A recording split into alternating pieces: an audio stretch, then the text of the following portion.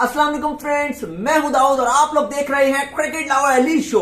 बड़ी बड़ी खबरें लेकर मैं आपकी खिदमत में हाजिर हो चुका हूं। अली आज के शो में मौजूद नहीं रहेंगे, लेकिन सबसे पहले आपको बता देता हूं ओवरव्यू जो आज की बड़ी खबरें हैं। सबसे पहले बात करेंगे पाकिस्तान टीम नीदरलैंड एम्स्टरडैम पहुंच चुकी है। क्या कर रही है पाकिस्तान टीम, वो आपके साथ शेयर करूंगा। इसके बाद बोल्ट के हवाले से बड़ी खबर आ रही है। दौरा है न्यूजीलैंड, जो न्यूजीलैंड का पाकिस्तान का दौरा है उसमें कुछ बड़े खिलाड़ी नहीं आएंगे न्यूजीलैंड के। क्यों नहीं आएंगे उनका तस्करा करेंगे।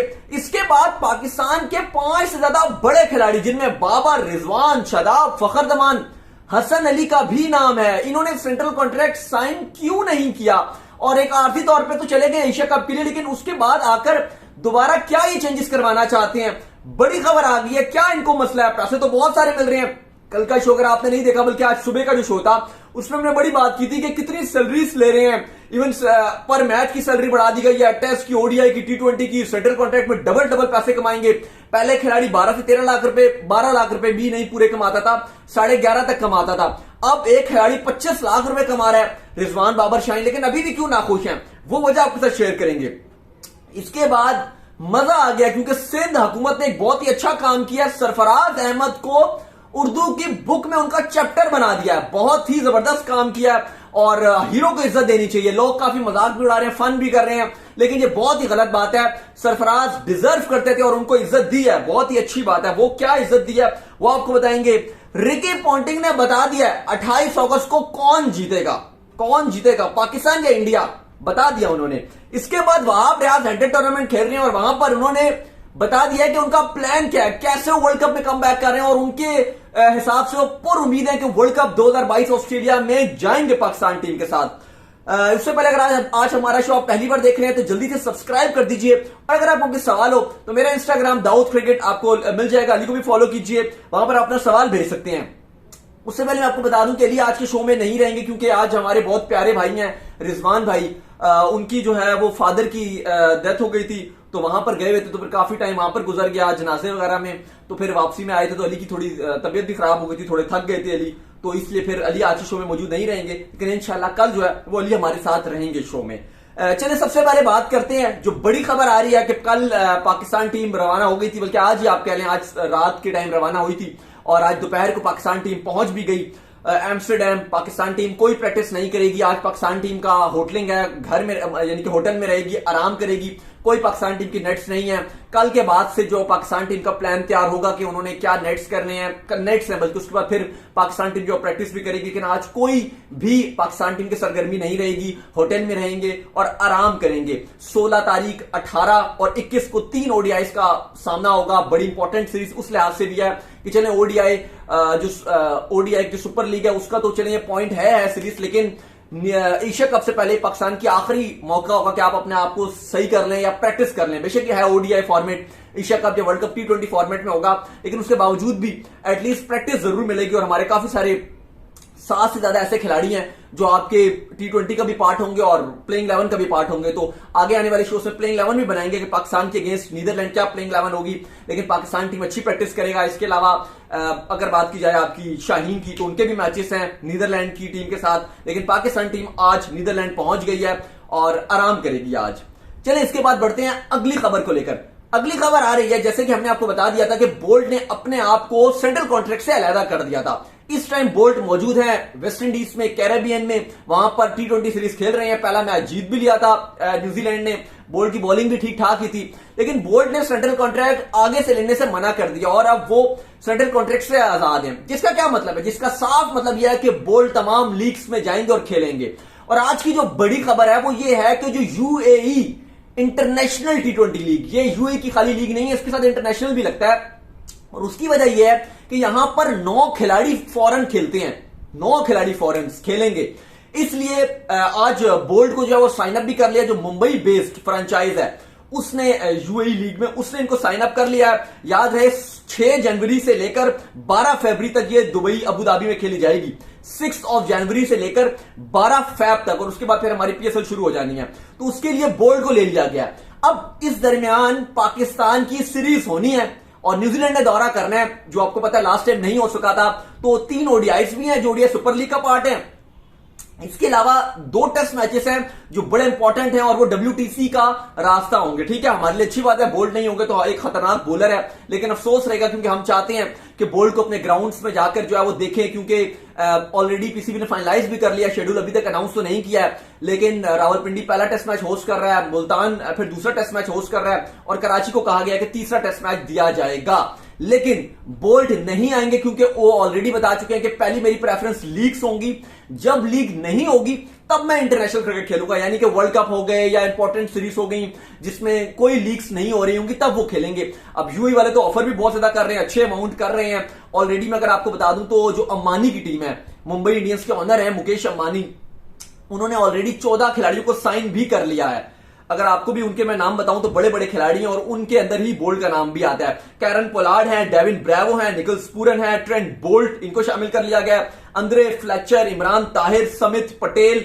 इसके अलावा अगर आप आगे चले तो विल स्मिथ जिन्होंने 100 टूर्नामेंट में पहली सेंचुरी मार दी और हमेशा याद रखा जाएगा, जैसे एन हार्वे को याद रखा जाता है जिन्होंने 2003 में T20 की सेंचुरी मारी थी, तो इसी तरह अब हार्वे को याद रखा जाएगा जिन्होंने 2022 में 100 टूर्नामेंट में सेंचुरी मार दिया, वो भी इनके साथ रहेंगे। जॉर्डन थॉमसन, नजीबुल्ला जादरान, जाहिर खान ये भी अफगानिस्तान के हैं, फजल हक फारूकी ये भी अफगानिस्तान के हैं, ब्रैडले व्हील ये स्कॉटलैंड के हैं और इसके अलावा बैस्डी लेडे ये नीदरलैंड के हैं। इनको साइन कर लिया है और इसमें बोल्ट का नाम भी है और अच्छी खासी अमाउंट दी जा रही है और कहा जा रहा है कि बोल्ट को तकरीबन 5.5 लाख US डॉलर दिया जाएगा, जो अगर आप देखें ऑलमोस्ट 12 लाख से भी ऊपर ये PKR में अमाउंट जाएगी। तो ये अब बोल्ट लेंगे और वो पाकिस्तान की टेस्ट सीरीज और जो 3 ODIs हैं वो नहीं खेलेंगे। ऑलरेडी न्यूजीलैंड क्रिकेट के जो CEO हैं वो ये बता चुके हैं कि जो खिलाड़ी सेंट्रल कॉन्ट्रैक्टेड होंगे उनको हम ज्यादा अहमियत देंगे, लेकिन वो तो बाद में अहमियत देंगे ना अगर बोल्ट अवेलेबल हो और वो कह रहे हो कि मुझे आप सिलेक्ट कर लें।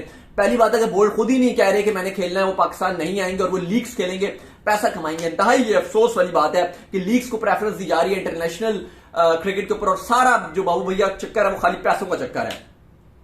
चलिए इसके बाद जो खबर आ रही है वो भी कोई इतनी अच्छी खबर नहीं आ रही, एटलीस्ट मेरे लिए, क्योंकि पाकिस्तान के जो खिलाड़ी हैं, आपको कल हमने बड़ा डिटेल में बताया था कि कितना कितना ये पैसे कमा रहे हैं आपके खिलाड़ी, स्पेशली जो टॉप गियर के खिलाड़ी हैं जिसमें आपके कप्तान बाबर आजम आती हैं, शाहीन आती हैं, रिजवान आते हैं, ये सबसे ज्यादा कमा रहे हैं। और इवन अभी ये नीदरलैंड के दौरे पे गए हुए हैं तो उसमें भी जो आपके कप्तान है वो $250 पर डे के हिसाब से लेंगे, जितने दिन भी नीदरलैंड रहेंगे। फिर डायरेक्ट दुबई चले जाएंगे एशिया कप के लिए, वहां पे बाबर आजम को खाली बगैर खेले एक एक दिन गुजारने का तकरीबन 50 से 60 हजार रुपए डेली अलाउंस की मद में मिलेगा और बाकी जो खिलाड़ी हैं उनको तकरीबन 30 से 35 हजार रुपए डेली मिलेगा, डेली खेलें या ना खेलें। और महाना तनख्वाह आपको पता है कि बाबर आजम की तकरीबन 25 लाख है, क्योंकि व्हाइट बॉल और रेड बॉल 2 कॉन्ट्रैक्ट्स मिले हैं, दोनों में उनकी 12.5 लाख तनख्वाह है, मिल मिला के वो 25 लाख बन जाता है। फिर आप अगर आगे चलें तो मैच की फीस, टेस्ट मैच की फीस 8.5 लाख से ज्यादा, फिर ODI की फीस वो बढ़ गई, T20 की वो तकरीबन 3.25 लाख रुपए। तो ये ठीक ठाक पैसा, एक मैच खेलने कितने इतने पैसे मिल रहे हैं, लेकिन उसके बावजूद क्यों ये नाखुश हैं? ना बाबर खुश नजर आ रहे हैं, ना रिजवान, ना शदाब, ना हसन अली, ना फखर जमान। वजह यह बनी है कि जो पीसीबी ने सेंट्रल कॉन्ट्रैक्ट दिया उसके कुछ क्लॉसेज हैं जिससे ये नाखुश हैं। वो क्या क्लॉसेज हैं? क्लॉसेज ये हैं कि इनको लीग्स के लिए उस तरह से NOC नहीं मिलेगा, उतनी इजाजत नहीं मिलेगी, चाहे वो UAE की T20 लीग हो गई, चाहे वो अफ्रीका की हो गई, चाहे बिग बैश हो गया, जो भी लीग्स हैं, इतना आसान नहीं होगा। अगर पाकिस्तान की इंटरनेशनल क्रिकेट ना हुई और पीसीबी देखेगा कि अगर कोई अगली सीरीज, बड़ी सीरीज आ रही है तो शायद पीसीबी तब भी इनको अलाउ ना करे। इस वजह से ये नाखुश नजर आ रहे हैं और इसलिए इन्होंने सेंट्रल कॉन्ट्रैक्ट नहीं साइन किया। मेरे ख्याल से तो ये ठीक है अगर पीसीबी ने सेंट्रल कॉन्ट्रैक्ट इनको दिया कि आप लीग्स उस तरह नहीं खेल सकते, क्योंकि अगर आप देखें तो अब पाकिस्तान क्रिकेट बोर्ड में खिलाड़ी ठीक ठाक कमा रहे हैं, ब्रांड्स के साथ तो चलें अलग कमाई कमा रहे हैं, PSL वाले अलग, आपको साल का जो एक ही महीने की लीग होती है वो तो पूरा साल आप कह लें, लेकिन एक ही साल में एक बार होती है। तो जो आपके हाईएस्ट टैग वाले प्लेयर हैं, चाहे जितने भी हो गए, बाबर, शाहीन, रिजवान, सब प्लेटिनम कैटेगरी में होते हैं और तकरीबन PKR में 3 करोड़ रुपीस ये कमाते हैं। अब मसला ये आ रहा है कि ये चाहते हैं कि हमें बाकी लीग्स है, जैसे UAE की लीग्स है या अफ्रीका की जो क्रिकेट साउथ अफ्रीका की लीग है, उन सब लीग्स में भी हमें अलाउ किया जाए, लेकिन पीसीबी का जो सेंट्रल कॉन्ट्रैक्ट है उसके मुताबिक इनको हर लीग में इजाजत नहीं मिलेगी और वो लीग्स जो PSL के साथ क्लैश कर रही होंगी या जो PSL को हर्ट कर सकती हैं उनमें इनको अलाउ नहीं किया जाएगा। और लीग्स के लिहाज से काफी सख्त बनाया गया है पीसीबी का सेंट्रल कॉन्ट्रैक्ट, जिसकी वजह से ये नाखुश नजर आ रहे हैं। तो मुझे नहीं लगता कि इस बात पे इनको आर्ग्यू होना चाहिए था, ठीक ठाक तो कमा रहे हैं। अगर आप इंडियन प्लेयर्स की भी बात करें, वो भी किसी लीग्स में तो नहीं जाते ना, खाली अपने आईपीएल में ही खेलते हैं। और आप देखिए आईपीएल कितना बड़ा ब्रांड बन गया। थोड़ा सा अगर पीसीबी भी काम करे, पीएसएल की मार्केटिंग पर और अच्छा काम करे, बाहर के जो प्लेयर्स हैं, बड़े प्लेयर्स हैं, जैसे यूएई वाले बड़े प्लेयर्स लेकर आए हैं, साउथ अफ्रीका वाले बड़े प्लेयर्स लेकर आए हैं, अगर पीसीबी भी ऐसे ही बड़े प्लेयर्स लेकर आए तो आपकी लीग भी बहुत ऊपर जा सकती है। और इवन ये खिलाड़ी जो अभी 3-3 करोड़ कमा रहे हैं, ये 10-10 करोड़ रुपए कमा सकते हैं पाकिस्तान सुपर लीग से, क्योंकि व्यूअरशिप के लिहाज से आईपीएल के बाद second number Pakistan cricket board के पास हमारी आवाम ही है। तो ये एक बड़ी अपॉर्चुनिटी है, लेकिन उस तरीके से पाकिस्तान क्रिकेट बोर्ड उतना यूटिलाइज नहीं कर पाता। लेकिन फिर भी जो भी है, लेकिन मुझे नहीं लगता कि ये खिलाड़ियों का मुतालबा जायज है और उसमें नाखुश हैं। जो आपके सेकंड खिलाड़ी हैं, यानी कि सेकंड टाइप के जो कैटेगरीज में आते हैं, जो लो कैटेगरीज के खिलाड़ी हैं, उन सब ने सेंट्रल कॉन्ट्रैक्ट ऑलरेडी साइन कर दिया, जिसमें इमाम ने भी साइन कर दिया है, बाकी आपके हारिस शारिस जो ने मिला है उन सब ने सेंट्रल कॉन्ट्रैक्ट साइन कर दिया। लेकिन आपके मेन 5 जो बड़े खिलाड़ी हैं उन्हें मसला था और उन्होंने सेंट्रल कॉन्ट्रैक्ट नहीं किया है साइन। अलबत्ता कहा यह गया है कि जो एशिया कप तक के लिए उन्होंने एक साइन किया और उन्होंने कहा कि हम आकर दोबारा इस पे चेंजेस करवाएंगे, क्योंकि वो रवाना होगी, पाकिस्तान टीम पहुंच भी गई, आपको जैसे बताया, तो वो कह रहे हैं हम बाद में इस पे तब्दीली करवाएंगे। चलिए इसके बाद चलते हैं अगली खबर के ऊपर, और खबर आ रही है सरफराज अहमद को लेकर।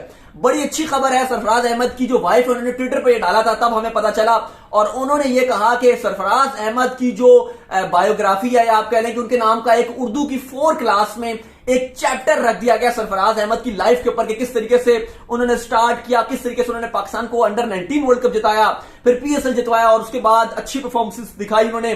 2016 में इंग्लैंड में शानदार खेले, लॉर्ड्स में सेंचुरी भी मारी, और अजहर अली तब कप्तान थे, फिर उनसे कप्तानी ली गई। ठीक चैंपियंस ट्रॉफी से पहले जब पाकिस्तान टीम क्वालिफाई भी नहीं कर सकती थी, पाकिस्तान टीम को कप्तान सरफराज अहमद को बना दिया गया, और उसके बाद पाकिस्तान ने चैंपियंस ट्रॉफी जीत ली। तो उनके ऊपर पूरा एक जो है वो मजमून लिखा गया, एक चैप्टर लिखा गया। तो ये बहुत ही जबरदस्त और खुशखबरी वाली बात है, और बाकियों के लिए भी बड़ी मोटिवेशन की बात है। बाकी जो खिलाड़ी हैं, स्पेशली हमारे स्पोर्ट्स के जो एथलीट्स हैं, उतना प्यार नहीं दिया जाता या उतनी रिस्पेक्ट नहीं दी जाती। जैसे आज जो अरशद नदीम है, उन्होंने आपको बताया कि जिस तरह से कॉमनवेल्थ में गेम में मतलब जबरदस्त परफॉर्मेंस दिखाई थी और नीरज चोपड़ा का भी रिकॉर्ड तोड़ दिया था, तो आज उन्होंने फिर एक गोल्ड मेडल जो है वो जीता है इस्लामिक लीग्स में। तो छा गए भाई, इस्लामिक जो गेम्स थी छाए हुए नजर आ रहे हैं अरशद नदीम, और लग रहा है कि आगे आने वाले वक्त में पाकिस्तान के ये नए स्टार होंगे, तो हमें अपने स्टार्स की कदर करनी चाहिए। इसी तरह सरफराज अहमद के साथ बहुत अच्छा किया गया। ठीक है, अभी अगर आप टीम में उनकी जगह नहीं बन पा रही या टीम में नहीं है, तो इसका मतलब ये नहीं है कि आप उनको डिसरिस्पेक्ट करें। बहुत अच्छी बात है कि उनके ऊपर जो है वो उर्दू की किताब में उनके ऊपर एक मजमून लिखा गया या एक चैप्टर रखा गया। ये बहुत ही अच्छी बात है और बहुत ही जबरदस्त बात है, जिसमें पूरी सरफराज की लाइफ के बारे में है। अगर आपको मौका मिले तो आप पढ़िएगा, किताब आप खरीद भी सकते हैं, क्योंकि ये सरकारी किताब है। सिंध बोर्ड की जो है वो आप जो इनका तालीमी बोर्ड है, उधर आपको वहां से मिल भी जाएगी। चलिए अगली खबर की तरफ चलते हैं, और खबर आ रही है रिकी पॉन्टिंग को लेकर। पॉन्टिंग ने प्रिडिक्ट कर दिया है कि एशिया कप 28 अगस्त जो पहला मैच है इंडिया वर्सेस पाकिस्तान का, वो कौन जीतेगा। और उनका मानना यह है कि पाकिस्तान नहीं जीतेगा, बल्कि जीतेगी टीम इंडिया। ये उन्होंने प्रेडिक्शन कर दिया। वैसे तो बड़ा अर्ली है, मैं इवन अभी बैठ के यहां कोई प्रेडिक्शन नहीं करने वाला, और ना मैं ये कहता हूं कि प्रेडिक्शन कोई कर भी रहा है तो वो सही होगी या गलत होगी। किसी की भी सही हो सकती है और किसी की भी गलत हो सकती है। लेकिन कबल इस वक्त ये कह देना जी इंडिया जीत जाएगा, या इवन ये कह देना कि पाकिस्तान जीत जाएगा, तो ये बहुत ही बड़े बोल है या बहुत ही अर्ली प्रेडिक्शन है। लेकिन पॉन्टिंग की प्रेडिक्शन को मैं इसलिए नहीं मानता, क्योंकि यकीन कीजिए इस बंदे की प्रेडिक्शन 100% रिकॉर्ड है, 100% ऑन रिकॉर्ड है, गलत हुई है। बिल्कुल आप ठीक सुन रहे हैं, क्योंकि 2014 में एशिया कप था, जब इन्होंने प्रेडिक्शन की थी कि पाकिस्तान हारेगा, पाकिस्तान जीत गया इंडिया से। उसके बाद चैंपियंस ट्रॉफी 2017 में इनकी प्रेडिक्शन थी कि पाकिस्तान हारेगा, पाकिस्तान जीत गया। उसके अलावा इवन इंडिया और ऑस्ट्रेलिया की सीरीज चल रही थी इन ऑस्ट्रेलिया, इनकी 100% प्रेडिक्शन थी यार कि ऑस्ट्रेलिया जीतेगा, वो इंडिया जीत गया।